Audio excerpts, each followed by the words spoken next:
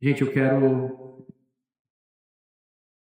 dizer para vocês que eu estou muito feliz hoje,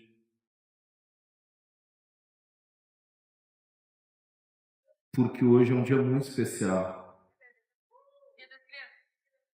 É o dia das crianças, gente. Uma salva de palmas para todas as crianças. Eu sei que você já foi uma criança um dia. E Deus sabe, e está escrito nos céus, o tipo de criança que você foi. Só Deus sabe. Ainda bem que vocês não me conheceram criança. Tem uma lenda na minha família que eu era meio bagunceiro. Mas eu sei que vocês não creem nisso. Porque eu não me lembro de fazer tanta bagunça. Eu lembro que os meus irmãos eram bagunceiros. Eu tô falando sério. A Michelle fala, amor, tu quando criança, mas tu nem me conheceu quando criança. Mas eu acho que eu fui uma criança mais ou menos assim. Quantos aqui, seja sincero, quando o pai dizia ou a mãe, vem aqui que eu quero conversar contigo, você sabia que ia ser disciplinado? Quantos de vocês iam tranquilos não, perdão, iam pelo menos, iam na direção dos pais? Quantos aqui? Então, só levanta a mão se você é sincero. Isso aí, essa é a técnica. Quantos aqui, quando o pai dizia, vem aqui, saía correndo? E era uma correria no apartamento. Os vizinhos sabiam que estava rolando uma disciplina no teu apartamento. Eu sempre fui, graças a Deus, aquele que ia primeiro, Renan. Porque eu sabia que a correção de quem vai na frente é menor. Porque tu não desperta a ira dos teus pais. É ou não é, Esteu? Claro, meu. Tem que estar ligado. Se eu vou deixar ele nervoso, ia ser uma, vai ser 3 agora. Aí eu era corrigido, pá. Aí eu, ai. Saía assim, ia deitar meus irmãos correndo. Uma gritaria, meu pai, a hora que eu pegar vocês. E eu ficava só rindo na cama. Cara, a hora que ele pegar vocês estão lascados. Pai, quer que eu ajude? Fica quieto aí. Eu já queria ajudar meu pai, eu era sempre um servo, né? Não que eu quisesse o mal dos meus irmãos, mas glória a Deus. A palavra de Deus nos diz, nos encoraja a termos um coração como de criança, né? Um coração puro e inocente. Que Deus conserve vocês puros e inocentes diante de Deus. Por mais que você já tenha quebrado a pureza, quebrado a santidade, quebrado a inocência, a maioria aqui é maior de 18 anos, por mais que você já tenha se deparado com coisas imorais, isso despertou em você curiosidade pelo pecado, ou até levou você ao pecado. Deus é poderoso para restaurar a nossa inocência, mudar os nossos olhos, limpar a nossa mente das coisas que a gente já viu e a gente não deveria ter visto, feridas que foram feitas por abuso, por palavras, por imagens que você foi exposto. Deus, Ele é capaz e poderoso para fazer tudo novo. Ele é poderoso e a gente vai falar sobre isso hoje. Amém? Quero compartilhar com vocês um tema hoje. E a gente vive num tempo onde tudo é descartável, certo? Tudo é descartável. Relacionamentos são descartáveis, amizades são descartáveis, pessoas são coisas. Tem uma frase que diz que a gente vive um tempo onde pessoas são usadas e coisas são amadas, né? Ao invés de amar pessoas e usar as coisas, a gente ama as coisas e usa as pessoas. Mas num tempo onde tudo é descartável, Deus, Ele Ele cada vez mais ele vai reafirmando o amor dele por nós. Cada vez mais ele vai dizendo que nós somos filhos e filhas amados e que ele não nos descarta. Ele não nos descarta. Diz para quem está do lado, e você não é descartável. Olha o que 2 Coríntios 4:7 nos diz. Agora, 2 Coríntios 4:7. Fiquem atentos. Agora, nós mesmos somos como vasos frágeis de barro, que contém esse grande tesouro. Assim, fica evidente que esse grande poder vem de Deus e não de nós. Enquanto nós andamos por essa terra, vivendo muitos desafios, nós falamos sobre o reino inabalável, falamos sobre as dores das circunstâncias, como nós nos abalamos muitas vezes, quando os nossos olhos não estão no Senhor, estão nessa terra. Eu quero lembrar vocês aqui nessa noite de uma verdade que é bíblica e poderosa para nos ajudar na nossa caminhada aqui nessa terra. E eu quero lembrar vocês hoje aqui, esse texto de 2 Coríntios fala muito bem isso, que nós somos vasos de barro. Nós não passamos de vasos de barro. Se tem algo de valor, o texto diz, em nós, esse tesouro que o texto está dizendo, se tem algo de valor em nós, é a presença dEle. É o Evangelho, é a palavra dEle, é o Espírito dEle que habita em mim e em você. E é somente por meio dEle que nós podemos fazer grandes coisas nessa terra. Se você já fez alguma coisa que você sentiu uma alegria espiritual, um orgulho, ou deu orgulho para alguém, quem aqui já deu algum orgulho para a mãe? O orgulho bom, tá? Não existe orgulho bom, mas uma alegria, melhor. Quem já deu uma alegria para os pais, assim, ou para alguém, que a família ficou, uau, você é demais. Eu nunca fiz isso. Não. Eu estou brincando, eu já dei alegria, já dei alegria. Quando você fez isso, quando nós passamos por esses momentos onde a gente realmente alegra o coração de alguém, por um ato, por uma carona, por um X que você paga no sábado à noite, quando sai do Levi, se Deus falou contigo, bota a mão no bolso e vai. Se você já foi usado por Deus, deixa eu falar um negócio para você. Não é porque você é bom, não é porque você tem poder, não é porque você venceu um desafio e saiu bem do outro lado, é porque você venceu na força do seu braço. O texto nos diz que se tem algo de bom em nós, é Ele. É Ele. E tudo que a gente faz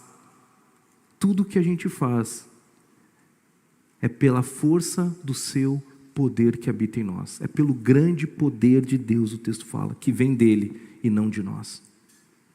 Bota a mão assim no peito. Eu não tenho poder nenhum, mas o grande poder habita em mim. Ele habita em vocês. E o texto que eu quero falar com vocês hoje está em Jeremias e tem um título hoje que é o oleiro e o barro. O oleiro, o barro. Existe um oleiro e existe o barro. Quem é o barro aqui? Quem é o barro aqui? Levanta a mão. Quem se acha oleiro aqui? Levanta a mão. Quem se acha oleiro aqui? Apesar de ninguém levantar a mão, deixa eu dizer, alguns aqui vivem muitas vezes como se fosse o seu próprio oleiro, né? Querendo fazer um vasinho do seu jeito, se apertando, conduzindo sua vida, tentando se automodelar. Mas só existe um oleiro, e esse oleiro é o nosso Deus. Jeremias 18, se você quiser abrir a sua Bíblia, a gente vai ler um texto grande hoje.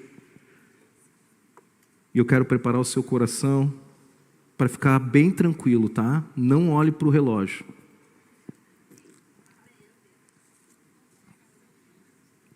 Não esqueça que se você for embora antes, você pode perder a bênção. Que não é o X. É a palavra, o alimento espiritual. Jeremias 18, verso 1 ao 12. Jeremias 18, verso 1 ao 12. O Senhor deu outra mensagem a Jeremias. Jeremias era um profeta. E ele diz: desça até a casa do oleiro, e eu lhe falarei ali. Então Jeremias foi à casa do oleiro, e o encontrou trabalhando na roda. Mas o vaso de barro que estava ali, que ele estava fazendo, não saiu como desejava. Por isso ele amassou o barro e começou novamente. Verso 5. Então o Senhor me deu esta mensagem. Verso 6. Ó Israel, acaso não posso fazer com vocês o mesmo que o oleiro faz com o barro? Como o barro está nas mãos do oleiro, vocês estão em minhas mãos. Repita assim: eu estou nas mãos do oleiro. Se eu anunciar que uma nação ou reino será arrancado, derrubado e destruído, mas essa nação abandonar os seus maus caminhos, eu não destruirei como havia planejado. E se eu anunciar que plantarei e edificarei uma nação ou reino, mas essa nação praticar o mal e não quiser me obedecer, não o abençoarei como eu havia declarado. Verso 11. Portanto, Jeremias, vai e proclame a todo o povo de Judá e os habitantes de Jerusalém: assim diz o Senhor, planejo calamidade para vocês e não o bem. Por isso, cada um abandone os seus maus caminhos e faça o que é certo. Não perca seu tempo. O povo respondeu a Jeremias. Não perca o seu tempo. O povo respondeu. Continuaremos a viver como quisermos e a seguir os desejos teimosos de nosso coração perverso. Fecha os teus olhos. Pai, obrigado pela tua palavra, Pai. Obrigado porque ela é rica e poderosa. Só ao ler esse texto, nós já somos edificados e o Senhor já falou conosco, Pai. Mas eu peço que aquilo que o Senhor quer ainda continuar fazendo, que o Senhor faça. Abrimos o nosso coração agora para ouvir a tua voz, Senhor, e sermos moldados por Ti, que é o nosso oleiro. Em nome de Jesus, amém. Essa é uma das parábolas, uma das passagens que Deus usa no Antigo Testamento, talvez com mais simbolismo e mais rica, para dizer qual é a nossa condição. Tem muitas passagens no Antigo Testamento que falam da condição do coração do povo de Israel. Aqui Jeremias está profetizando para Judá. Quando Israel é dividido entre norte e sul, 2 tribos vão para o sul, que são as tribos de Judá, que são chamadas de Judá. E as outras 10 ficaram para o norte. E quando Deus chama Jeremias, e a gente vai ver mais para frente, o povo de Israel está vivendo um tempo de muita oscilação, um tempo de incredulidade, um tempo de idolatria, um tempo onde eles começam a construir altares para outros deuses, se contaminarem com as coisas de outros povos, e Deus diz: eu não aguento mais. Chega, Jeremias, eu tenho uma palavra para esse povo. Então, do capítulo 11 até o 20, a gente vai vendo ali coisas que Deus vai falando através de Jeremias, para que ele anuncie para o povo de Israel, para o povo de Judá. Essa parábola, esse texto que fala sobre o oleiro e o barro, ele ilustra muito bem a beleza daquilo que Deus nos fez para sermos. Vasos de barro. Vasos de barro. E ela foi dada a Jeremias como um ato profético. Jeremias, tu vai profetizar sobre essa nação, sobre esse povo. Era uma ação prática feita pelo profeta para fazer com que uma mensagem espiritual pudesse ser a mais concreta possível. Isso era uma profecia.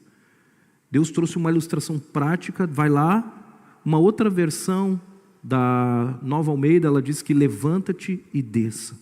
Levanta-te e vá à casa do oleiro. E quando Jeremias vai, ele encontra essa ilustração. E é uma ilustração brilhante, maravilhosa, porque a gente começa a ver ali o oleiro amassando o barro, tratando o barro. E o texto diz que mesmo quando o barro, uma outra versão diz, se quebra na mão do oleiro, ele se desfaz na mão do oleiro, ele não joga fora. Ele não joga fora. E Deus tem algumas lições para nos ensinar aqui nesse texto. E eu queria compartilhar algumas com vocês. A primeira delas é que a minha e a sua vida está nas mãos de Deus. Amém? A minha e a sua vida está nas mãos de Deus. Verso 6, como o barro está nas mãos do oleiro, Jeremias, Deus fala, né, ao povo, vocês estão nas minhas mãos. Parece algo tão simples, parece que a gente ouve isso toda semana, parece que a gente já sabe, é o óbvio. Mas na prática, há muitos de nós que falam que estão nas mãos do oleiro, que acreditam, que creem que estão nas mãos do oleiro, mas na prática não aceitam essa realidade. Na prática a gente quer fugir, a gente sabe que existe um Deus que é o oleiro, que é o Senhor, a gente orou no início, Senhor, Tu és o Senhor, o bom pastor. Mas na prática eu vivo independente dEle, eu excluo Ele das minhas decisões, eu tomo as minhas próprias decisões, eu sou o dono do meu próprio nariz. Semana passada a gente estava no aniversário do Silas e a gente estava num restaurante e uma senhora começou a puxar assunto e a gente começou a conversar com ela e ela trouxe ali uma fala, né, sobre o quanto ela não só não acreditava em Deus, mas o quanto ela gostaria de tirar satisfação com Deus. Eu não sei exatamente a fala, porque as gurias estavam mais conversando com ela ali.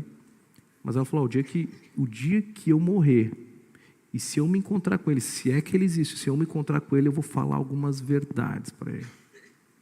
Eu falei, não, com certeza ela vai falar algumas verdades para ele. Primeiro ela vai encontrar ele, porque diante dele todo mundo vai passar. Vocês acreditam nisso, né? Existe um juízo, ponto. Agora, se ela vai ter tanta chance de falar assim, se ela vai conseguir falar, eu não sei. Mas o fato é que a gente sabe que existe um Deus. Nós sabemos que existe um Deus, que Ele criou todas as coisas, que Ele é o oleiro. Mas na prática nós escolhemos viver independente dEle. E a Bíblia nos ensina desde Adão, o primeiro homem. No primeiro livro da Bíblia, nos primeiros capítulos, Deus já fala que nós somos barro. E Adão, ele é formado do quê? Do quê? Do pó da terra, barro. E a palavra diz que Deus sopra nele vida. Deus coloca nele o seu espírito, e é o espírito que coloca o homem de pé. Deus é o dono da nossa existência, e sem Ele não podemos fazer absolutamente nada. Paulo, em Romanos 9, quando a gente olha para a palavra, Paulo aqui já nos mostra, e ele está falando com a igreja ali, ele diz, ora, quem é você, mero ser humano, para discutir com Deus? Acaso o objeto criado pode dizer àquele que o criou, por que você me fez assim? O oleiro não tem o direito de usar o mesmo barro para fazer um vaso para uso especial e outro para uso comum? Quantas vezes nós nos colocamos nessa cadeira, nessa condição de querer questionar Deus, de querer dizer para Ele por que Ele me fez assim? Por que eu nasci nessa família? Por que eu sofri o que eu sofri na minha infância? Por que eu, Deus? Por que eu? Tu errou comigo. Tu me colocou na cidade errada, eu queria ser americano. Eu sei, vocês riram porque vocês já pensaram isso. O sonho da América mora aí. Vocês já pensaram, talvez, por que vocês nasceram naquela família, estudaram naquela escola ruim? Por que vocês foram rejeitados na infância, abandonados? Mas o fato é que nós somos criaturas de Deus. E Deus, Ele é soberano sobre a minha e a sua história. Não tem nada que aconteça na nossa vida que Deus não saiba, o que Ele não viu, o que Ele não permitiu. mas na sua fundação soberana,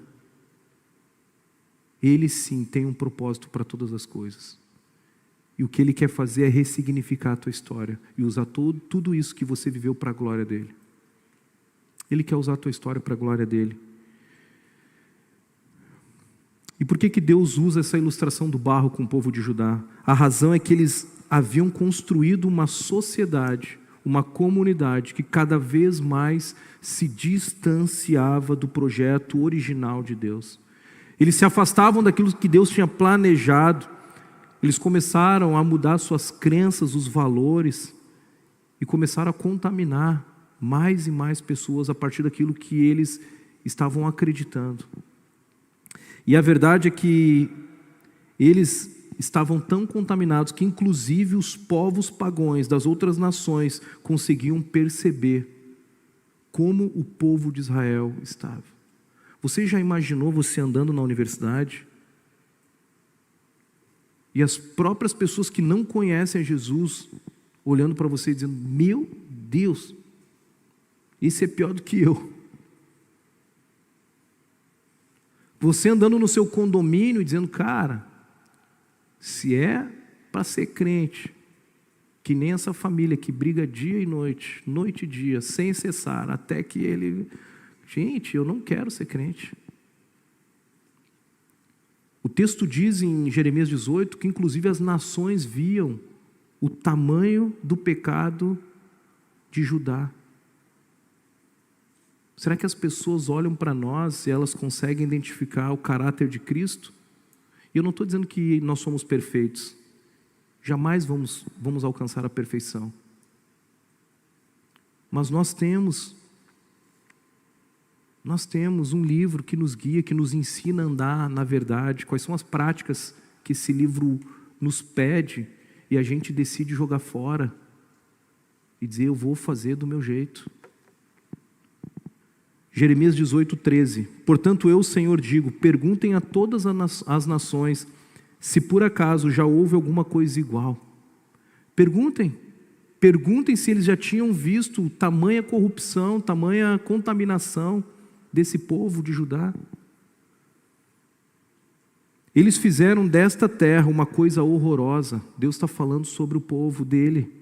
Eles fizeram desta terra uma coisa horrorosa que será desprezada para sempre. Todos que passarem ficarão espantados e balançarão a cabeça. Eles seriam tão humilhados. Você pode ler depois o capítulo 18, 19, 20. Que as próprias nações que passassem por ali se chocariam. Mas Deus estava dando esperança para o povo. Deus falou: lembra que a gente leu no verso 7 e 8? Eu tenho algo para vocês, mas se vocês escolherem não obedecer, vocês vão perder a bênção. Vocês vão perder. E aí ele dá o outro exemplo: eu tenho uma condenação, mas se vocês escolherem fazer o bem, eu retiro essa condenação. Eu retiro. Toda vez que você e eu não admitimos estar nas mãos de Deus, nós tentamos andar independentes dele. E nós construímos para nós mesmos uma desgraça. Você e eu, toda vez que nós decidimos sair de perto de Deus, andar independente dele, nós construímos um reino de desgraça, uma vida de desgraça. E Deus hoje Ele quer te convidar e te lembrar: você é um vaso nas minhas mãos. Amém? É muito comum, não sei se vocês já ouviram algumas histórias, talvez alguns são mais novinhos aqui, de amigos, pessoas que estavam perto de Deus, andando com Jesus, e de repente elas decidem fazer as suas próprias escolhas, tirando Deus dessas escolhas, construir o seu próprio caminho longe de Deus, conforme o seu próprio coração.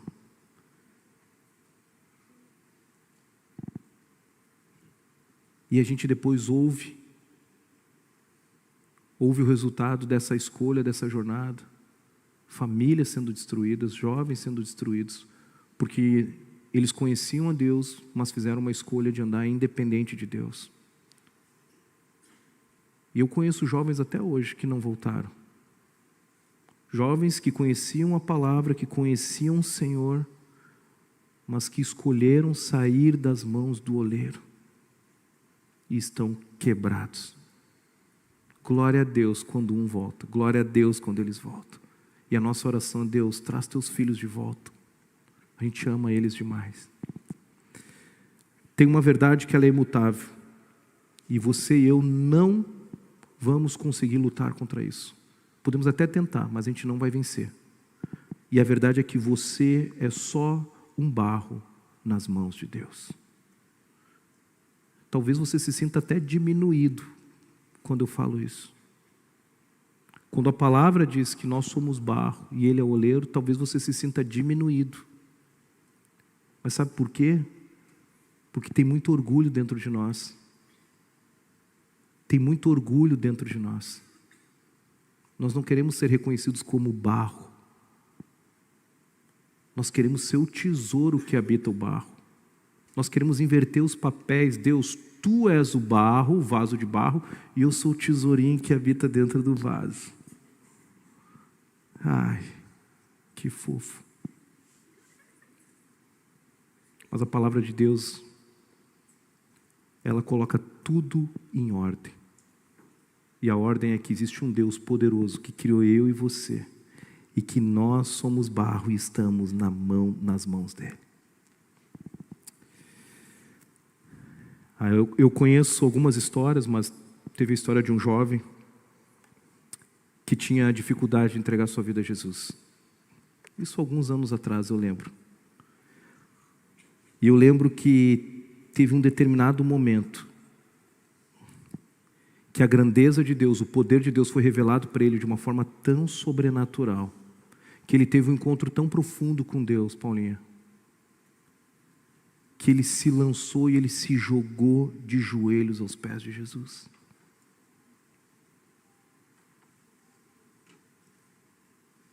E você? E você? Será que você já se lançou aos pés de Jesus? Quando que você vai cair aos pés dele e dizer: Deus, me molda e faz de mim o vaso que o Senhor quiser? Segunda lição é que o oleiro tem os seus próprios critérios. Quem decide o tipo de vaso, o modelo de vaso, e é tão legal porque eu estava vendo vídeos no YouTube sobre vasos, sobre como fazer vasos. Melhor assim. Vasos de honra, tá? Eu estava vendo vídeos de vasos de honra, não vasos do toalete. E eu vi que tem vários tipos de vaso, e para cada oleiro eu vi que ele tinha algum critério, eles tinham alguns jeitos diferentes de fazer, eles tinham ferramentas diferentes. Quando ele queria dar mais, deixar mais liso e mais baixo, ele mudava a posição da mão. Gente, eu podia ter combinado com alguém aqui que faz cerâmica para dar uma aula aqui para nós, mas depois ela vem aqui, vai guardando essa explicação aí, Bela. Mas tem ferramentas diferentes, tem posição das mãos, elas mudam conforme o cara queria fazer tigelinha. Eu vi ele fazendo tigelinhas em série, tão bonito, gente. Tudo manual.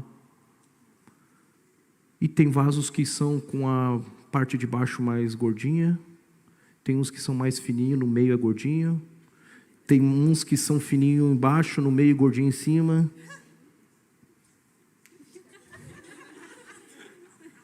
Estou falando de vasos, não é de pessoas. Você já ficou imaginando, mais gordinho embaixo, outro mais gordinho em cima, é isso aí. Tem vasos de tudo que é tipo aqui no nosso meio, mas não importa. Gente, vocês me deixam mal. O fato é que todos nós somos um vaso. Acabou a mensagem. Mas o critério que cada oleiro usa para fazer o vaso, é ele que decide. É ele que estabelece as regras, é ele que diz como vai ser feito aquele vaso. E nenhum vaso, por mais que ele faça em série, tenha a mesma técnica aplicada para todos, nenhum vaso sai igual ao outro. Você é único. Diz para quem está do seu lado, você é único, irmão. Sem cinismo, por favor. Sem cinismo, hein? Você é único. E os critérios que o nosso oleiro usa estão aqui, ó. Esse livro, todo o critério que Deus usa para nos moldar e nos fazer, estão aqui nesse manual. Esse é o manual do oleiro. Tudo aquilo que a gente tenta inventar fora do manual, não está no critério do oleiro. A segunda lição está lá no verso 4. Mas o vaso de barro que ele estava fazendo não saiu como desejava. Por isso ele amassou o barro e começou novamente. Outra versão diz que o barro se desfez nas suas mãos. O vaso se desfez nas suas mãos. Deus está nos construindo. E nós estamos nas mãos do oleiro. Mas se por um motivo ou outro, pelo pecado, abriu uma rachadura, o oleiro precisa refazer esse vaso. Ele precisa fazer de novo. O texto diz que o vaso se desfez na mão dele. Primeiro, o melhor lugar para estar é nas mãos do oleiro. Se algum dia você pecou, se você está vivendo uma vida de pecado, se você ainda não se arrependeu, você tem a oportunidade hoje de se arrepender, pedir perdão ao oleiro, mas não saia das mãos dele. Permaneça fiel. Permaneça. Melhor lugar para estar é nas mãos do Senhor. Ele é um Deus de amor. Ele é um Deus de amor. Verso 5, então o Senhor me deu a mensagem: ó Israel, acaso não posso fazer com vocês o mesmo que o oleiro está fazendo com esse barro? A segunda lição é que o Senhor não somente tem o direito de nos moldar, mas como Ele mesmo estabeleceu os seus próprios critérios. Ele estabeleceu o padrão de qualidade dele. Não é o vaso que escolhe a forma que quer ser feita, mas é o próprio Deus. Ele já estabeleceu os critérios. E é à luz desses critérios que Ele vai ou nos abençoar ou nos quebrantar. Se nós estamos sendo formados a partir dos critérios do oleiro, nós receberemos as bênçãos do Senhor. Porque a obediência é a única forma de sermos abençoados. Nós podemos escolher, sim, viver do nosso jeito. E se tiver alguma bênção, todas são, na verdade, é graça e misericórdia do Senhor. Porque nós estamos andando em desobediência e mesmo assim, Ele é misericordioso. Ele é misericordioso. Nós somos moldados por Deus a partir do padrão dele, mas a referência de Deus é a sua própria imagem. Quando a gente olha para o texto de Gênesis, a palavra nos diz que nós fomos criados à imagem de quem? A imagem do próprio Deus. E naquele tempo haviam muitos profetas. No tempo que Jeremias estava profetizando para o povo de Israel, havia um profeta para cada um. Existiam profetas de muitos gostos, que poderia falar o que você quisesse ouvir. E muitos ali não pregavam a conversão. Simplesmente construiu uma teologia para tentar se adaptar à cultura e os costumes da época. Era isso que o povo estava fazendo, pegando a teologia e tentando ajustar a cultura da época. Deixa eu falar para vocês, a gente pode mudar a forma, mas a palavra de Deus, ela jamais deve ser mudada. A gente pode se comunicar de uma forma diferente. Antigamente não tinha telão de LED, não tinha parede preta, não tinha mesinha assim de redondinha, não tinha nem microfone, gente. A forma pode mudar, mas a palavra de Deus não muda. E tinham profetas naquela época que que pregava uma teologia adaptada à cultura. E falava aquilo que as pessoas gostavam de ouvir. Por isso que as pessoas e aquele povo passou a odiar a mensagem de Jeremias. A mensagem de Jeremias era intragável, porque ele pregava o arrependimento. Ele pregava sobre mudar de postura, mude o seu coração, sejam moldados pelo Senhor. E o texto nos diz no verso 18, que inclusive o povo se propõe e começa a pensar na morte do profeta. Verso 18, o povo disse: vamos dar um jeito de nos livrarmos de Jeremias, pois sempre haverá sacerdotes para nos ensinar. Se ele morrer, tem outros que vão nos ensinar. Tem muitos profetas aqui na nossa nação.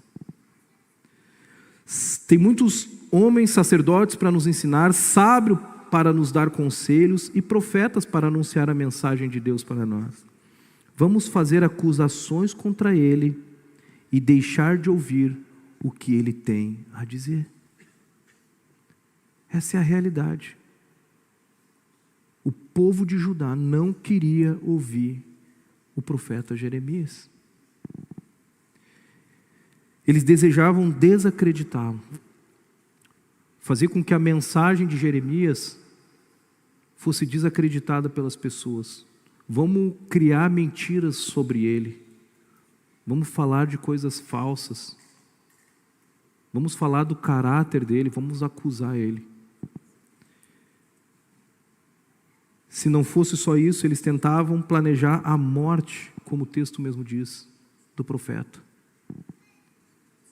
Porque eles sempre encontrariam alguém para proclamar a mensagem que queriam ouvir. E o fato é, galera, que o nosso grande desafio, o grande desafio das Escrituras, não é ouvir o que desejamos.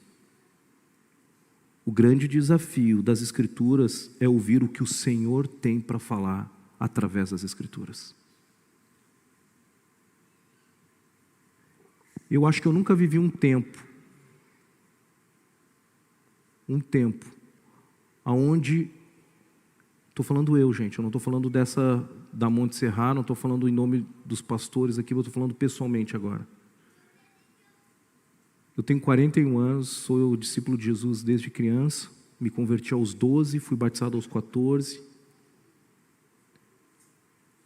Venho de uma igreja pentecostal. Em 2010 nós transicionamos para uma igreja batista. Temos uma jornada de 10 anos aqui, uma jornada de muito amor com essa igreja. Somos muito abençoados aqui. Mas eu nunca ouvi, eu não lembro de um tempo onde tantas pessoas têm falado que têm ouvido Deus para validar os seus desejos. Eu nunca vi isso. Para você e eu falarmos que foi Deus que nos disse, por isso eu vou namorar, você precisa ter muito temor a Deus. Para você dizer que Deus te falou e você vai pedir demissão porque Deus mandou, você tem que ter muito temor a Deus. Para você dizer que Deus te disse e você está saindo do ministério, trocando de igreja, você precisa ter muito temor a Deus. Quem chega de outros ministérios para cá sabe que a gente sempre faz essa pergunta. E aperta, né? Né, Rodrigão? Cara, Deus falou contigo, mano. Júlia, Deus falou contigo. Foi Deus que falou. É óbvio que a gente quer amar e receber pessoas, mas se não foi, não sai da igreja que você estava. O grande desafio não é ouvir o que nós queremos ouvir na palavra. O grande desafio é ouvir o que Deus tem para nos dizer pela palavra. Porque Ele nos fala e a gente pega e começa a folhear a Bíblia. Não era isso que eu queria ouvir. E aí o cara acha um texto. Salmo 37, pastor. Deus me disse. O que Deus te disse? Lê, pastor, lê aí. Ainda mandei eu ler. Vai ler tu, rapaz. Lê. Aí o cara lê, olha aqui. As árvores. Tá? O chão. Tá? É quase como é que é aquelas provas psicométricas que ela tem que fazer a árvore, faz o chão, porque sem chão vão achar que a árvore está voando. Inclusive, a gente tem falado muito sobre isso. Eu tenho falado com alguns pastores sobre isso. A gente tem pensado numa série de mensagens, inclusive. Já está no nosso coração. Com o título, Deus me falou. Será? Será? Eu não quero gerar dúvida no seu coração. O que eu quero dizer aqui é que você precisa e eu precisamos ter temor para dizer que Deus nos falou algo. Porque toda vez que você quer validar suas emoções, os seus desejos, você vai para a palavra e começa a procurar texto. E de repente você acha um texto que se encaixa com o teu momento. Em nome de Jesus, que o Senhor aumente o temor do nosso coração aqui hoje. Que nenhuma palavra saia da nossa boca dizendo, Deus me falou, se Deus de fato não te falou. Deus me falou para ser médico. Deus me falou para ser advogado. Se Deus te falou, vai, irmão. Vai. Aí dá 3 meses, medicina é puxada, irmão. Acho que Deus me falou para fazer outra coisa. Se Deus falou, obedece. Obedece. Agora, se Deus não falou, diz. E pode chegar e conversar abertamente, André. Deus não me falou nada, cara. Deus não me falou nada. Então, se Deus não te falou nada, meu irmão, fica tranquilo. Continue em oração. Quando Ele te falar, tu avança. Se Ele não te falar, continue em oração. O problema é que a gente não quer esperar. A gente não quer esperar Deus responder. Enquanto Deus não responde, eu vou catando na Bíblia um texto para me ajudar. Eu ajudo Deus e Ele me ajuda. Entendeu? O grande desafio das Escrituras não é ouvir o que desejamos, mas ouvir o que Deus tem para nos falar através da sua palavra. Chegamos diante da palavra de Deus e procuramos um texto que valide o nosso coração. E hoje o Senhor nos convida, Levi, a ter uma entrega total a esse Deus. Total a esse Deus. Somos barro nas mãos do oleiro. Deixa Ele usar os critérios revelados na sua palavra para moldar você, para forjar o seu coração. Tem um filme que eu não fui assistir ainda, que é a Forja, eu acho, né? Eu falei forjar o seu coração, lembrei do filme. Deixa Deus forjar o seu coração com os critérios da sua palavra. André, mas é muito dolorido que está aí. Cara, deixa eu te falar. Ele é o teu oleiro, Ele vai te amar. E é legal, porque quando tu está vendo ali os vídeos do YouTube, do vaso sendo feito, tu vê o cara largando água para amolecer o barro. Fica tranquilo, quando estiver duro. O Espírito, né? O Espírito que é vida, que é a água, né? Que jorra do trono da graça, vai te molhar. E o Senhor vai te ajudar a passar por aquela prova. Deus vai te ajudar a passar por esse momento de dor. Não se desespera. Agora não tenta negociar os critérios dessa palavra. Não tenta negociar. Há coisas que Ele terá que tirar do nosso coração. Outras que Ele vai ter que mudar. Mas o fato é que só Ele pode fazer tudo novo. De você um vaso novo. Terceira lição, se você for moldável, Ele não fará um remendo, mas fará você de novo. Se você tiver um coração moldável, Ele não vai colar um band-aid em você. Ele vai fazer de você um vaso novo. Um vaso novo. Verso 4 Mas o vaso de barro que ele estava fazendo não saiu como desejava. Por isso, amassou o barro e começou novamente. Verso 7. Se eu anunciar que uma nação ou reino será arrancado, derrubado e destruído, mas essa nação abandonar os seus maus caminhos, moldável, coração moldável, então eu não a destruirei como havia planejado. A terceira lição é que você e eu, se formos moldável, o Senhor nos fará um vaso novo, um vaso de honra, um vaso para a glória dEle. Um vaso que reflete a imagem do Criador, do artista. E eu tenho assistido muitas histórias para a glória de Deus, no nosso meio, de vasos novos. Pessoas que estavam andando perdidos, inclusive às vezes dentro da igreja, mas se entregaram para viver um processo de cura, de restauração, e hoje são vasos novos para a glória de Deus. Amém? Estamos juntos? Estamos juntos ou não? Fica tranquilo, já vai terminar.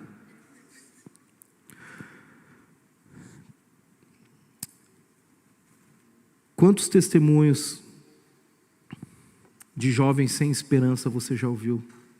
Jovens que não tinham nada de perspectiva de futuro. Jovens que estavam no nosso meio, seus amigos de banco, que não sabiam o que fariam no ano seguinte, ou que estavam vivendo uma crise com os pais, uma crise emocional nos relacionamentos, e você viu eles sendo restaurados. Quantas histórias você e eu conhecemos de casamentos destruídos que foram restaurados? Nós temos uma história aqui de um casal que estava 15 anos separados. E Deus aproximou eles de volta. Já tinham filhos, se separaram e voltaram. Deus é um Deus poderoso para restaurar casamentos, para restaurar vidas, para restaurar a sua família. Só Ele pode nos restaurar. Por isso que nós somos barro e Ele é o oleiro. Somente Ele pode trabalhar no barro e tornar esse barro num vaso e um vaso de honra para a sua glória. Só Ele pode fazer isso. Deixe o Senhor fazer de você um vaso novo.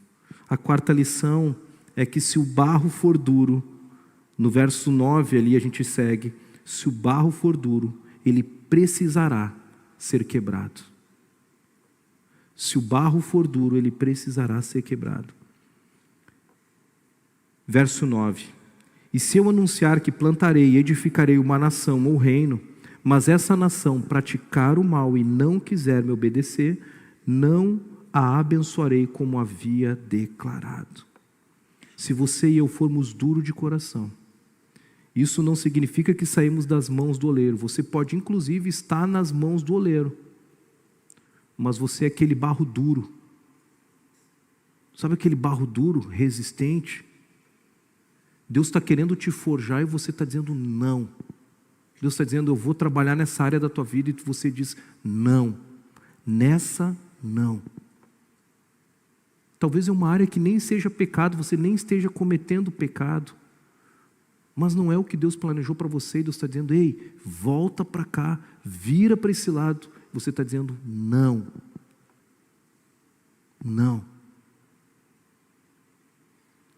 Muitas vezes você e eu somos barro duro, duro nas mãos do oleiro, e ele vai precisar quebrar a dureza do nosso coração. Ele vai precisar quebrar a dureza do nosso coração. Quando o barro não está maleável o suficiente, o oleiro que está fazendo ele amassa e molha a argila, até que ela volte ao ponto para ser transformada. E quando eu estava vendo esse vídeo, que eu falei para vocês sobre os vasos sendo formados, eles largando água, molhando, e eu estava lendo esse texto, Deus estava falando sobre o quanto muitas vezes Ele permite que a gente passe por tribulação, que a gente seja quebrado, até que o nosso coração se quebrante diante dEle. Qual foi a última vez que você chorou diante de Jesus? Qual foi a última vez que você se quebrantou?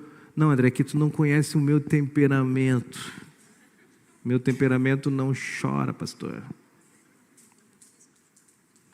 Deixa eu falar. Mateus nos dá a dica. Bem-aventurado, porque eles serão. Então deixa eu te falar, teu temperamento está te impedindo de desfrutar do consolo do Espírito. Se o teu temperamento e o meu temperamento não for controlado por Ele, você vai perder as bênçãos que Deus tem para a sua vida. Botando desculpa na sua personalidade, no seu temperamento. Esse é o meu jeito. Não lembro a última pessoa que me viu chorar, André. Falei, eu não estou dizendo para você chorar na frente das pessoas. Eu estou falando para você chorar diante de Deus, arrependido pelos seus pecados. Ou você acha que os seus pecados são pequeninhos, que não merece tanto arrependimento assim? Eu só gritei com a minha mãe, pastor. Deixa eu te falar, dobra teu joelho, te humilha, pede perdão ao Senhor, porque esse pecado é pecado de desonra aos pais. Te arrepende, te humilha, quebranta teu coração, até que você chore na presença dEle. Não tem pecadinho e pecadão. O que tem é orgulho e humildade. Orgulho, autossuficiência. Isso sim nos afasta. E quando eu estava vendo esse vídeo do vaso, eu fiquei pensando sobre o Senhor nos amassando. Eu não sei você, mas eu sou um pouco chorão.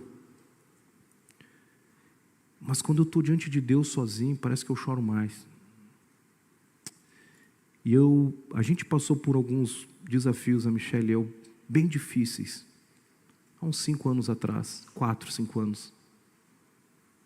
E eu lembro de algumas noites, dobrar o joelho, Renan, na sala da minha casa. Michelle estava dormindo, Alice dormindo. E chorar diante de Deus, dizendo, Deus, eu não sei cuidar da minha família. Deus, eu não sei de onde eu vou tirar recurso para pagar o meu condomínio. Deus, eu não sei como criar a minha filha. É difícil para mim. Eu não sei. Eu não sei. E quantas vezes eu precisei me arrepender diante do Senhor, pedir perdão para Ele. Pedindo para que o Senhor me esvaziasse do meu orgulho, da minha autossuficiência. E para mim, quando eu vejo esse texto, e eu vejo o oleiro amassando barro, e o barro sendo molhado pela água, eu fiquei pensando que as nossas lágrimas molham esse barro, para que ele se torne mais maleável nas mãos do oleiro. Chorar, se quebrantar na presença de Deus, é um processo de molhar o barro que está duro. O barro está duro, e você precisa pedir ao Senhor, Deus, me ajuda a molhar esse barro, me enche do teu espírito, quebra o meu orgulho, e você vai sentir a presença dEle de tal forma, que você vai se sentir molhado, de dentro para fora. E Deus vai dizer, agora está pegando ponto de novo. Agora está maleável para trabalhar. Porque até então estava duro demais esse barro. Deus não te dá uma prova para te reprovar. Toda prova que Deus nos dá, Ele tem uma expectativa. Qual é? Qual é? Que a gente seja aprovado. E o processo é o barro sendo amassado. O processo é o barro sendo amassado. E era isso que o Senhor estava falando para o povo. para que ele se convertesse de volta. Mas ele usaria ali, e o texto segue dizendo que ele usaria os babilônicos para levar o povo cativo, para fazer o povo chorar e sofrer. Deus precisava quebrar e quebrantar aquele povo. E o propósito era para que o povo percebesse que os atalhos que eles tinham construído, os caminhos que eles tinham escolhido para viver longe do Senhor, na verdade, era apenas ilusão. E talvez você e eu estejamos vivendo, ou já vivemos, parte da nossa vida iludidos, que nós estávamos pelo caminho certo. Realmente, andar longe de Deus é a melhor escolha. Hoje eu fui visitar o meu primo, que está na UTI da PUC. Ele foi fazer uma cirurgia simples, ambulatorial, teve uma parada cardiorrespiratória. Não sei se o termo correto é esse, mas tiveram que fazer uma reanimação nele. E ele ficou 6 minutos praticamente desacordado ali, sem respirar. E ele está sedado na UTI da PUC. E hoje a gente foi lá. Eu não pude entrar, mas eu orei com os meus tios. E foi tão bonito ver, quando eu cheguei ali, no pátio da PUC, para conversar com eles, abalados, destruídos, desde o dia 1º. Desde o dia 1º, meu primo está desacordado. E os meus tios, que até então sempre rejeitaram o Evangelho, não só rejeitaram, mas de certa forma, em alguns momentos, ouvindo algumas histórias da minha família, até fazendo chacota. O irmão desse meu primo, que está lá full time cuidando dele, sempre disse que era ateu. E ele diz, cara, eu não acredito em Deus. Então era uma família que a gente tinha muita dificuldade de falar de Jesus. E hoje eles lá pedindo oração. Dizendo, André, pede para a tua igreja orar por nós, pelo Júnior. Pede para a tua igreja, tem tanta gente orando. O Daniel é o irmão do Júnior, meu primo querido. Eu tenho falado com ele no WhatsApp. O Daniel tem pedido oração para as pessoas. E minha tia falou, o Daniel, tu lembra que ele não acreditava em Deus? Eu falei, claro que eu lembro, tia. Mudou.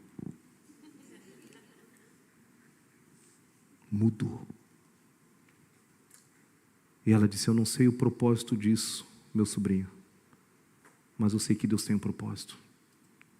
Eu não sei qual é o propósito, mas eu sei que Deus está transformando o coração da minha família, fazendo com que eles creiam nesse Deus de amor.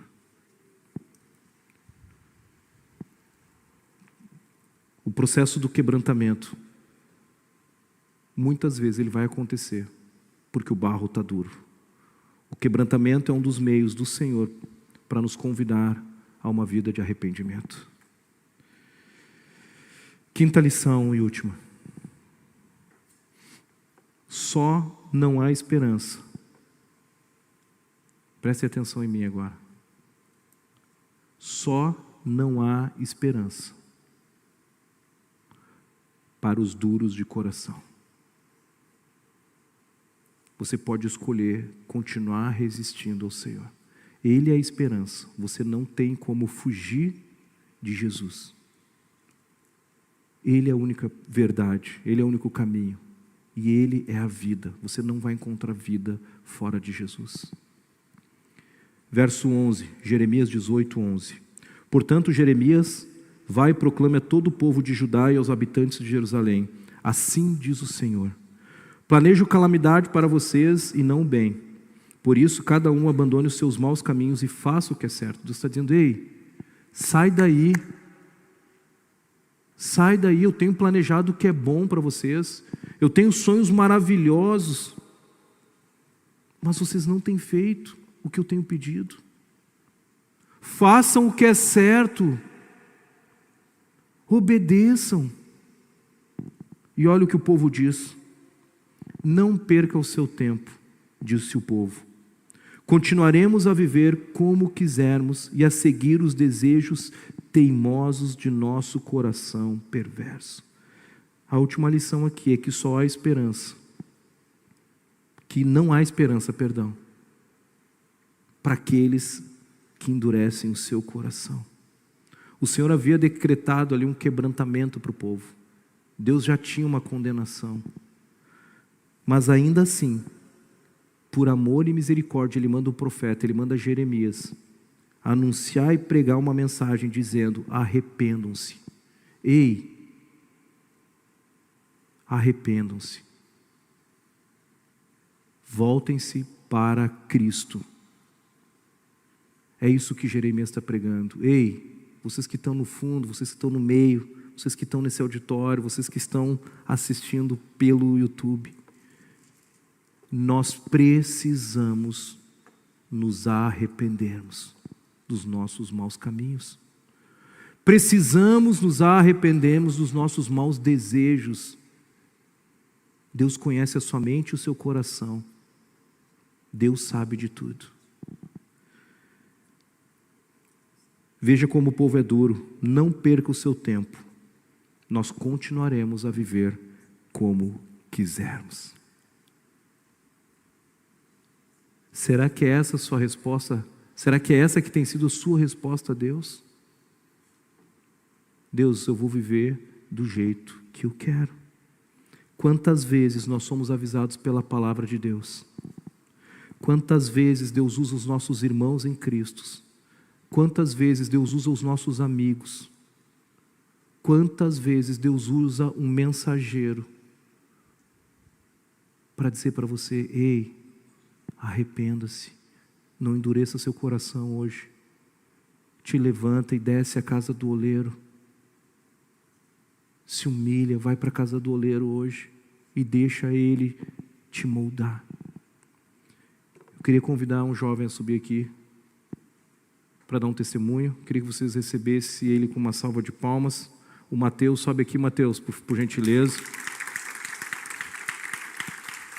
Deixa eu pegar o microfone para o Mateus aqui.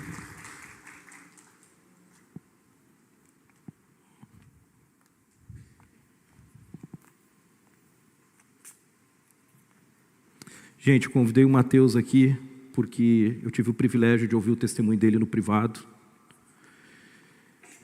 E para mim foi muito especial poder ouvir. Deixa eu tirar o meu aqui. E tu bota o teu ali. Tá funcionando. Teste som. Pode se apresentar aí. Boa noite. Boa noite. Oi, Mateus. Eu tenho 33 anos, sou filho da Marta, que está ali, meu irmão Diego Afonso e a Fernanda, e trabalho na PUC como consultor de gestão de negócios, e vim aqui compartilhar um pouco do que Deus fez e tem feito na minha vida.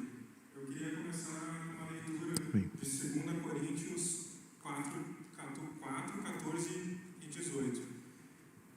Vamos começar. Porque sabemos que aquele que ressuscitou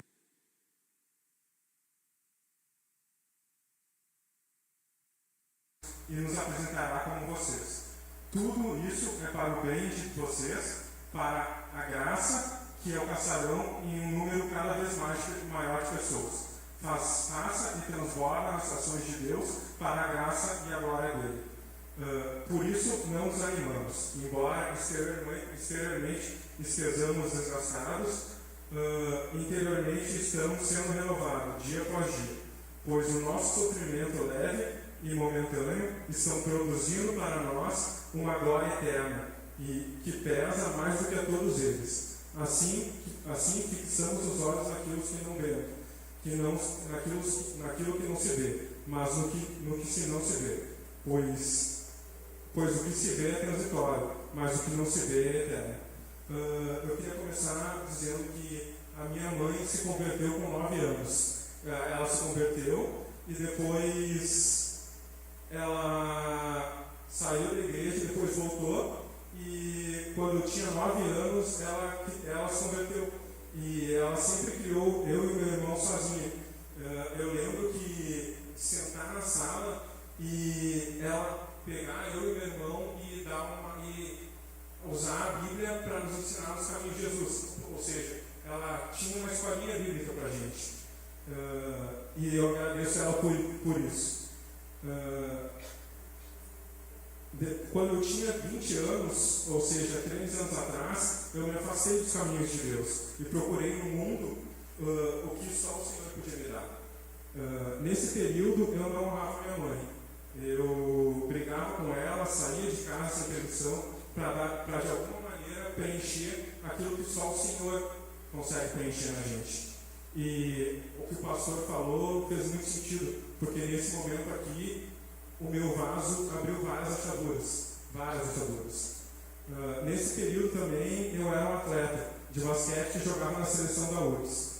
Em julho de 2011, eu tinha viajado para jogar na São Bernardo Campus e havia realizado uma bateria de exames, que deram que a minha saúde era perfeita. Mas no dia 11 de novembro de 2011, às 18h20, eu sofri um AVC isquêmico. Nessa época, eu ensinava uma galera da terceira idade a jogar basquete. Eu fazia isso em 2 momentos do dia. Um ao meio-dia e o outro às 6 horas. E havia um médico que ele só vinha ao meio-dia. E nesse dia que eu tive o AVC, ele veio às 6. E ele reconheceu que eu estava tendo um AVC. E daí ele que disse, esse guri está tendo um AVC e leva ele para o hospital. E isso foi fundamental no meu atendimento. Porque em 25 minutos eu estava no mão de Deus.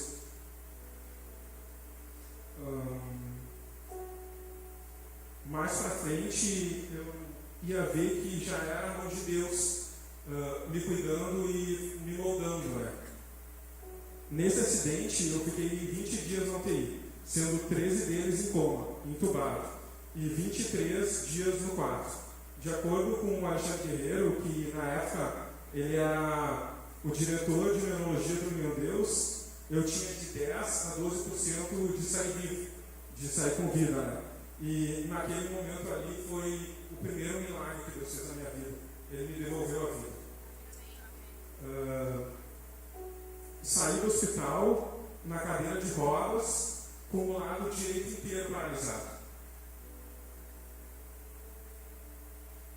E depois, como Deus é bom, um mês depois, eu voltei para fazer os exames, e daí foi o segundo milagre que Deus realizou na minha vida, porque a gente fez todas as ressonâncias e ele realizou o milagre de restaurar todos os meus vasos. Todos restaurou de maneira que ficou saudável. Eles foram completamente restaurados, assim. E o próprio Alexandre reconheceu que foi um milagre. E por causa desse milagre, que eu consegui recuperar grande parte dos meus movimentos, lembrando que era para estar com o lado direito inteiro paralisado. E também a partir desse milagre foi que o Alexandre, o meu médico, o neurologista, ele se converteu. Deus alcançou a vida dele.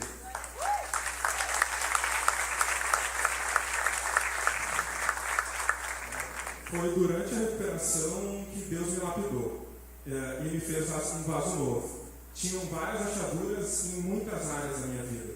Foi Ele que me moldou e eu passei a dar valor para as coisas que realmente importam, em vários aspectos que eu precisava mudar. O primeiro dele foi restaurar o relacionamento com a minha mãe. Eu deixei a vergonha de lado e pedi perdão para ela. E foi o passo que restaurou o nosso relacionamento. E aqui eu gostaria de honrar a minha mãe, dizendo que eu te amo, mãe, e agradeço todos os dias por Deus na tua vida. Mas o que mais alegra meu coração é que quando eu e o Juliano, a gente abriu a nossa célula, Deus tem te usado de uma maneira extraordinária. E isso alegra muito meu coração. Nossa célula não, né? A célula é para Deus sempre. Eu queria falar para vocês, se vocês têm alguma coisa que te impede de honrar os seus pais, porque você foi machucado, ou eles machucaram você de alguma maneira, eu te peço aqui que peça perdão, peça perdão para eles, porque ou então que Deus te dê bondade e amoleça o teu coração para você perdoar, porque honrando os seus pais, a gente honra a Deus e Ele se agrada disso. O segundo foi o orgulho. Eu precisei deixar de lado esse orgulho, porque eu dependia dos outros para fazer tudo, para levantar, para ir no banheiro, para comer, para dormir, porque eu não conseguia dormir, entre outras coisas. Lembrando que eu saí do hospital na cadeira de rodas, né, com o lado direito inteiro paralisado. Essa dependência me ajudou tremendamente a confiar em Deus e depender dele para tudo na minha vida. Um texto que me ajudou muito foi Provérbios 3, 5, 6. Confie no Senhor de todo o seu coração e não se apoie em seu próprio entendimento. Reconheça que o Senhor em todos os seus caminhos e Ele endireitará as suas veredas. Se eu for listar aqui cada um dos aspectos do meu caráter que eu tive que mudar, eu ia ficar o dia inteiro falando. Vocês sabem que o nosso Deus é soberano em todas as circunstâncias, seja nas vitórias, mas principalmente nas tribulações. Romanos 5, 3 a 5 diz: não só isso, mas também nos glorificamos nas tribulações, porque sabemos que as tribulações produzem perseverança. A perseverança, um caráter aprovado. O caráter aprovado, a esperança. A esperança que não nos decepciona, porque Deus derramou em seu amor em nossos corações por meio do Espírito Santo que Ele nos concedeu.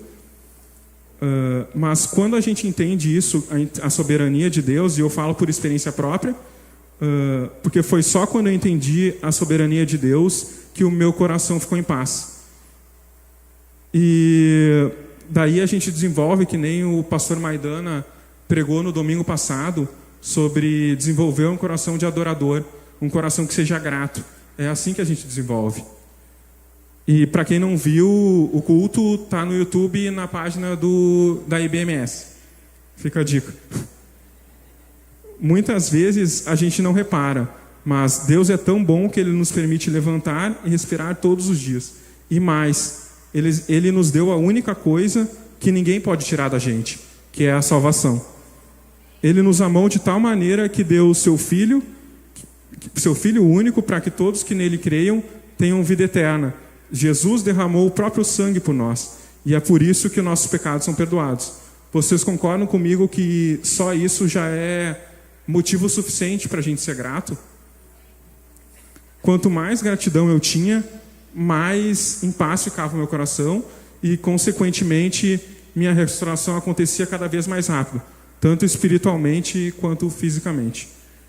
Eu vou falar para vocês aqui que o meu processo de santificação ele começou quando eu aceitei Jesus, e ele vai permanecer até o último dia da minha vida, porque nós somos pecadores, né? E sozinho a gente não consegue nada, só a gente depende dele para isso. Deus só precisa que vocês busquem Ele de todo o coração, com sinceridade, se entreguem completamente e confiem nele para tudo. Coloque as suas escolhas na presença dele. Tenho certeza que, se for da vontade dele, ele vai me curar, porque ele tem todo o poder para isso. E se ele me curar, vai ser simplesmente para a glória dele. E eu tenho certeza também que, se ele não me curar, eu vou continuar amando ele como meu pai amado, porque ele deu o sangue dele por mim. Ele me livrou dos pecados, ele lavou a minha alma. E todos os dias eu tento agradar ele de todo o meu coração. Para finalizar, eu queria deixar para o Levi 2 reflexões.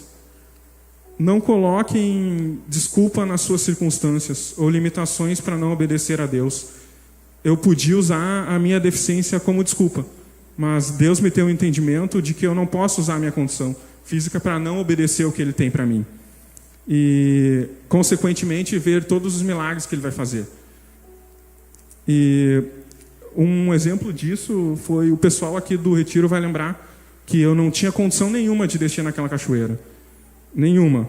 Mas Deus me mandou e eu fui carregado por vários aqui, que tem alguns aqui que me carregaram, e eu não usei a minha deficiência como desculpa para não ver os milagres que Deus ia fazer naquela cachoeira. Muitas vezes nós vamos precisar do auxílio de outros para nos ajudar a cumprir os propósitos que Deus tem para a nossa vida. Basta sermos humildes e reconhecermos que precisamos de ajuda. Como você tem usado esse corpo terreno que Deus te deu, Levi? Vocês têm honrado a Deus com ele? 2 Coríntios 4,18 diz assim, ó, assim fixamos os olhos naquilo que não se vê, mas no que não se vê. Pois o que se vê é transitório, mas o que não se vê é eterno. Eu posso não ver agora um Mateus com um corpo perfeito, mas está tudo bem, porque a minha visão está na eternidade, onde o meu corpo vai ser restaurado e eu vou poder correr com todos vocês, junto com o nosso Pai, junto com o nosso Senhor Jesus Cristo. Eu quero agradecer por ouvirem meu testemunho e dizer que eu sou muito grato por estar com essa família em Cristo. E eu amo todos vocês. Obrigado. Glória a Deus.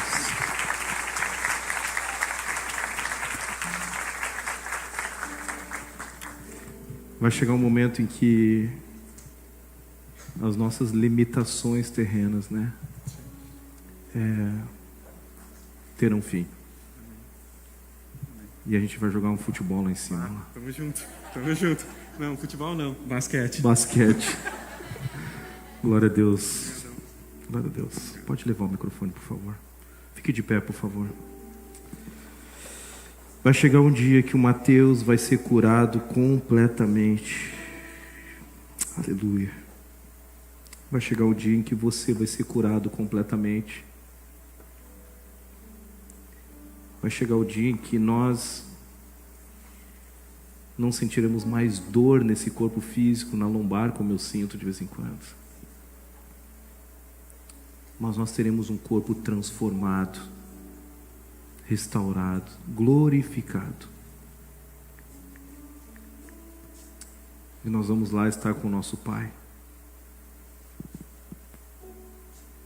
Quero ler o primeiro texto que eu li. Agora nós somos como vasos frágeis de barro, que contém esse grande tesouro. Você pode marcar um café com Mateus, tomar um café com ele, ouvir. Tem coisas muito profundas e mais profundas, que Deus pode te abençoar demais. Mas não é porque ele tem uma força sobrenatural, é porque ele tem um tesouro dentro dele, que é a presença de Jesus. Esse versículo fala de algo que é poderoso para nós cristãos, que nós somos vasos de barro e carregamos um tesouro.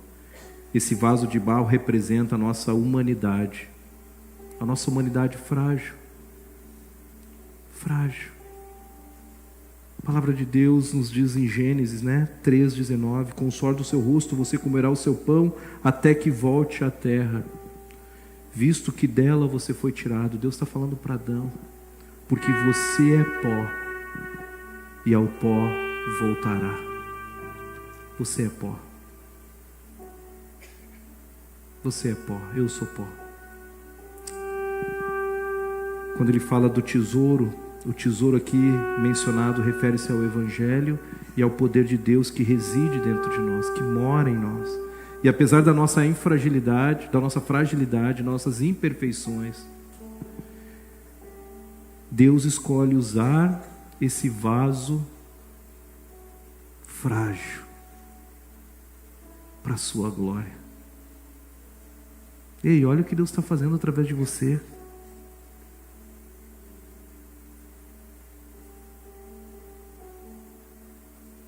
Quem diria que você ia liderar uma célula? Quem diria que você ia ter tantos amigos como você tem? Ei, quem diria que você ia namorar? Quem diria que você ia casar? Você tem um tesouro poderoso dentro de você. Ele escolheu te usar para a glória dele. Apesar de mim, ele me escolheu. E essa pergunta eu faço toda semana: Deus, como pode um vaso de barro como eu. Deus falou, não é sobre ti, não é sobre o vaso, é sobre o oleiro. E ele tem um propósito. Hoje nós aprendemos que as nossas vidas estão nas mãos de Deus, você crendo ou não. Que o oleiro tem critérios próprios de qualidade que estão revelados na sua palavra. E se nós escolhermos andar fora da sua palavra com nossos próprios critérios, nós vamos colher desgraça. Nós aprendemos que se nós formos moldáveis, Ele fará de nós um vaso novo. Quer sair dessa situação? Quer mudar essa situação? Seja moldável. A gente vai cantar agora e você vai ter a oportunidade de descer até a casa do oleiro e pedir para ele: Deus, me molda, me molda, me molha, me molda, porque eu estou duro. Se você for duro, Ele precisará quebrantar você, para que você se arrependa, se humilhe diante dEle. E só não há esperança se você decidir permanecer um barro duro. O que você quer fazer hoje, Levi? Hoje o Senhor nos convida a nos rendermos diante dEle. Ei, Levi, jovens, levante-se, levante-se. E o levantar-se aqui do texto é: se movimente, saia da inércia, levante-se espiritualmente e desça a casa do oleiro. Feche os teus olhos enquanto nós cantamos essa canção.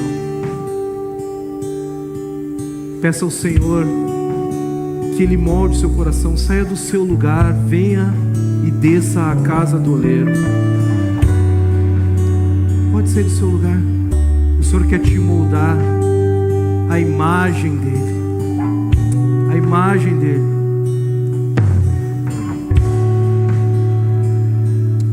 Sobe ali, ó. Sobe ali do lado. Sobe pelo lado. Quem quer vir aqui na frente, sobe pelos lados aqui.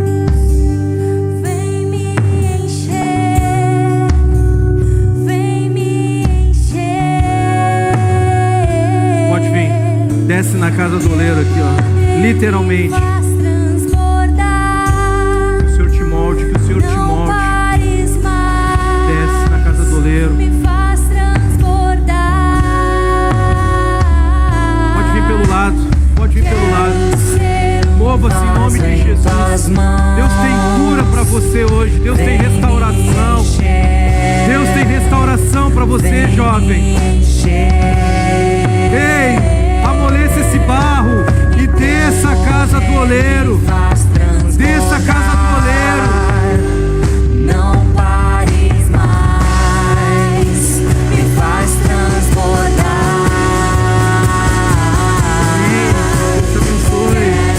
Seja moldada pelo Senhor. Seja moldada pelo Senhor. Vai, desce a casa do oleiro. Seja moldada pelo Senhor. Seja moldado pelo Senhor.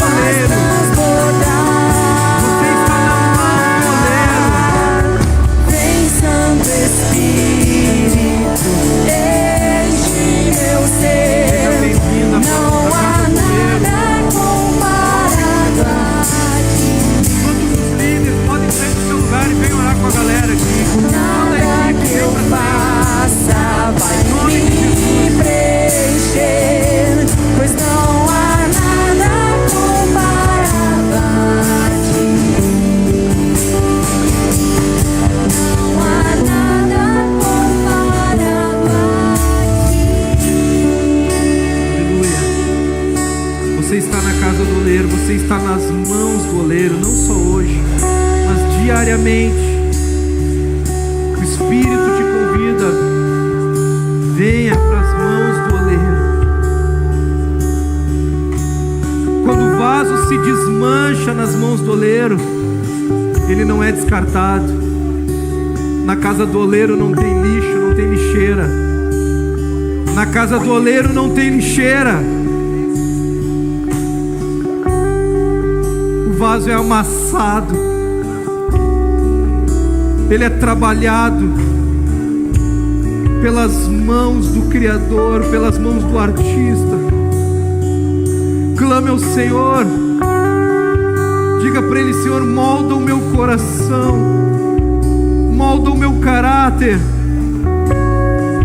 Eu quero ser um barro nas tuas mãos, eu quero ser um vaso de honra.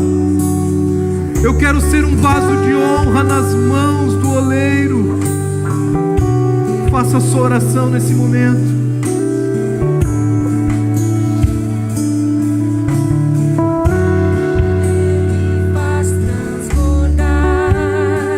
Deixa Ele molhar o barro. Peça ao Espírito para que Ele molhe o barro. Peça para que Ele quebrante o teu coração. Deus, quebranta os nossos corações aqui nessa noite. Pai, enche, Pai, os jovens da Monte Cerrado do teu Espírito. Pai, nós queremos ser jovens, uma geração de homens e mulheres moldados pelo teu Espírito, moldados pelo oleiro. Quebranta-nos, Pai, quebra e faz de novo, Jesus. Pai, faz um vaso novo aqui nessa noite, faz um vaso novo, faz um vaso novo, e enche do teu Espírito, Pai. Pai, nós queremos clamar ao Senhor por cada jovem que está aqui, pedindo ao Senhor que o Senhor continue a tua boa obra, que eles sejam lembrados diariamente que eles são frágeis, Pai, são vasos frágeis, mas que habitam um tesouro precioso neles.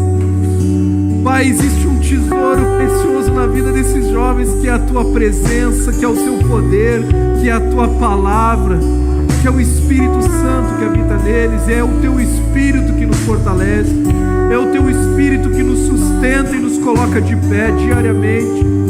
Nós podemos ser pressionados, abalados, andarmos abatidos, Pai, mas o Senhor nos sustenta. O Senhor nos sustenta. Pai, restaura aqui, Pai, relacionamentos com família, Pai. Restaura relacionamentos com amigos, Pai. Pai, restaura corações aqui que estão quebrados, Pai, contigo, Jesus. Pai, restaura relacionamento de jovens que não conseguem mais te ouvir ou duvidam do teu amor. Pai, em nome de Jesus, Deus, nós clamamos a Ti. Continua a tua boa obra em nós. Continua a tua boa obra em nós. Vem nos encher, Pai. Vem nos encher até transbordarmos, Pai. Nós não queremos ser guiados pelos nossos passos, pelos nossos sonhos, mas pelos passos do Senhor. Assume o controle da nossa vida. Senta na cadeira, Pai, e pilota, Pai. Pilota, Pai, a nossa vida, Jesus. Obrigado, Deus. Obrigado porque o Senhor não nos descarta quando nós estamos quebrados, quando nós temos rachaduras. Obrigado porque nós não somos descartáveis nas Tuas mãos. O mundo nos descarta, os amigos nos descartam, os relacionamentos nos descartam, mas o Senhor não nos descarta. O Senhor nos faz de novo e nos faz um vaso novo para a Tua glória. Nós somos vasos feitos para a Tua glória, para a glória de Jesus, para a glória do Senhor.